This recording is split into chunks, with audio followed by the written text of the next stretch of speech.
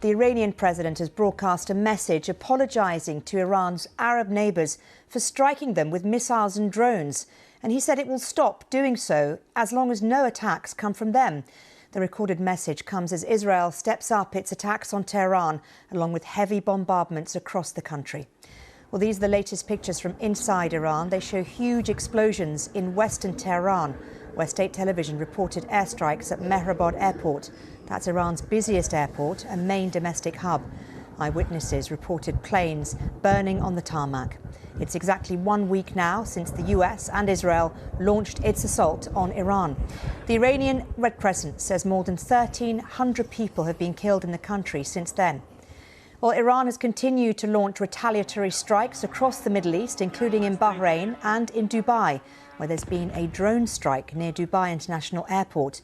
The BBC has verified this video showing the attack. There's also confusion about the status of flights now going in and out of Dubai. Well, let's hear the Iranian President Masoud Pezeshkian apologising to neighbouring Arab countries on state TV. I must apologise on my own behalf and behalf of Iran to the neighbouring countries that were attacked by Iran. The Interim Leadership Council agreed yesterday that no more attacks will be made on neighbouring countries and no missiles will be fired unless an attack on Iran originates from those countries. Well, let's cross live now to Doha and speak to our correspondent there, Barbara Plett-Usher, who is there for us. And Barbara, we heard there the Iranian president apologising to Arab neighbours, saying, look, if you don't attack us, we won't attack you. Given that we've heard the Qatari Defence Ministry say it's intercepted missiles again very recently in the last few hours, how is that message going to be taken? Well, I think they will look at the statement carefully. What Mr. Pezeshkian said was that Iranian military units had acted on their own authority and did what they deemed necessary after their commanders were killed. That seems to be referring to the Iranian defense strategy, which is they really decentralized the decision-making powers in the anticipation that the leadership would be taken out as it was done during the 12-day war. So in effect, what he's saying, I think, is that the strikes against the neighboring countries were done without a central command. Now, he didn't say that exactly, but he said that the military units were acting on their own authority and doing what they deemed necessary. And he's saying now that the Interim Leadership Council, which is a body of 3, including the president, which has taken over since the Ayatollah was killed, had a meeting and had decided that there would be no more attacks on neighboring states unless these states attacked Iran, and that had been communicated to the armed forces. So that sounds a little bit like a development. I think the fact that as the statement was being made, there was another missile intercepted in Qatar. There was a projectile in the United Arab Emirates as well that was shot down, but some of the debris caused a fire. There have been missiles and drones reported elsewhere.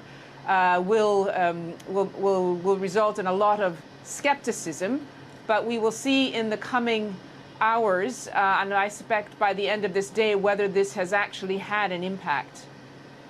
Yes, absolutely, and I guess if it does have an impact and those strikes and attacks from Iran do stop, that'll be so welcomed by the Gulf nations, because it has been an extremely difficult week for all of them in so many senses. Yes, absolutely. The Gulf states and the people living in them obviously were expecting that there would be some retaliation from Iran if the U.S. and Israel started striking Iran because of the U.S. military bases in the region. And the Iranians had made very clear that they would target those bases. And the Gulf states had made very clear that they would not allow those bases to be used by the U.S. to launch attacks. So I think that part of it was not so unexpected. Again, the Gulf leadership had warned the U.S. that a worst-case scenario would be that the Iranians targeted oil and gas infrastructure. And that is what we have seen as well. So they saw their worst fears coming true. And there were security issues, obviously, with the with the incoming fire, but also the economy has been very badly disrupted, the oil and gas industry in particular. I think what Mr. Pezeshkian also said was that the region should deal with its issues itself, that they should come to peaceful terms, and that they should solve things diplomatically. So that's really the big question. If the attacks stop, what sort of diplomatic process would the Arab leadership be involved in? They had been very involved beforehand, mediating between Iran and the United States, trying to stop this. But what they've been saying since they were attacked is that they are uniting.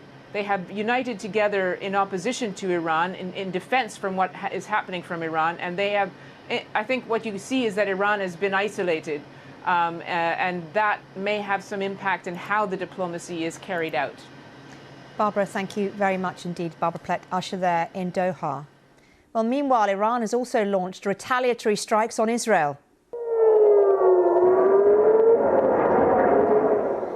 Air raid sirens have rung out in Jerusalem and Tel Aviv as Israelis face incoming ballistic missiles and drones. Overnight, most appear to have been shot down by Israel's air defence system. We spoke to John Donnison, who's in Jerusalem. Well, the Israeli Air Force, Anna, says it used 80 fighter jets to carry out strikes on Tehran and central Iran overnight. As we were hearing, the airport in Tehran, the main commercial airport, has been badly hit. Huge plumes of smoke over the terminal there, a big fire. We've seen planes on the tarmac there on fire as well. And Israel saying it also targeted what it called regime infrastructure, missile stockpiles and missile launcher. We heard President Trump yesterday saying that 60% of Iran's launchers have now been destroyed. In the opposite direction, Iran has continued to target Israel with drones and ballistic missiles. We've had the sirens go off here in Jerusalem a couple of times this morning and overnight, and in Tel Aviv as well. Most of those missiles, we think, shot down by Israel's air defence system. John Donnison there. As we heard earlier, Iran has launched a drone strike near Dubai's airport amid the fighting. It's adding to the ongoing confusion about the status of flights in and out of Dubai today. The United Arab Emirates says another Iranian strike was intercepted early this morning. Officials say it was a minor incident with no injuries. The BBC's Nick Beake has more from Dubai.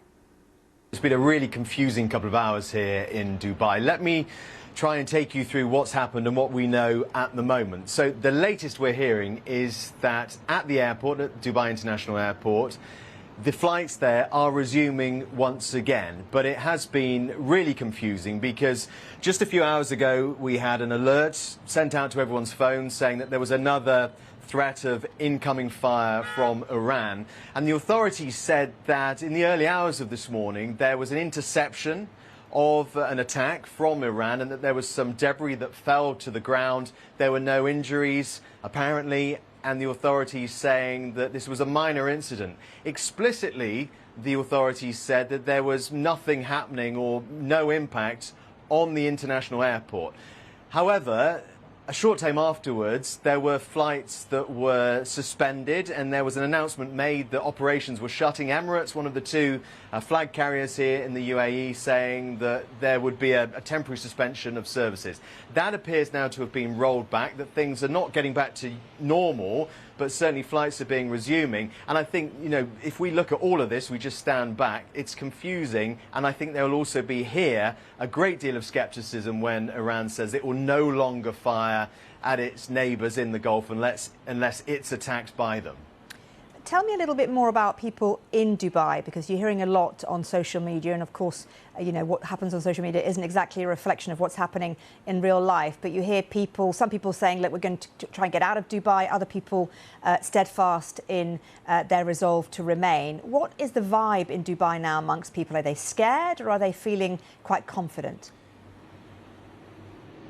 Yeah, a range of emotions, really, and I think this is interesting, Marianne, because as we look out today, this is an ever-expanding city. Construction work is taking place. You might be able to hear that. Also, the roads are very busy too.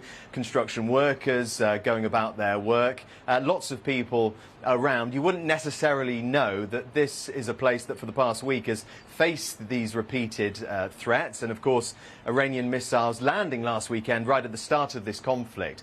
So some people are going ahead with their lives as normal. Others, though, particularly those I think who've been here on a holiday and maybe a short break, they're desperate to get out. They find themselves coming on a vacation and within hours being plunged, as they say, into a war zone and really wanting to escape. And we've heard from some people who've been really upset and worried that they haven't been able to get flights out of Dubai, that they feel abandoned by their countries and their airlines. We know that some people have been able to go out on flights that were resuming. Certainly yesterday when we were at the airport, Emirates said that about 60% of their flights had resumed. We also know that some people have travelled to the east. They've gone over the border to Oman, and they've been able to take, for example, these UK government flights, emergency flights that have taken off. So a whole range of emotions, but I think everyone here, Marianne, feels some level of uncertainty.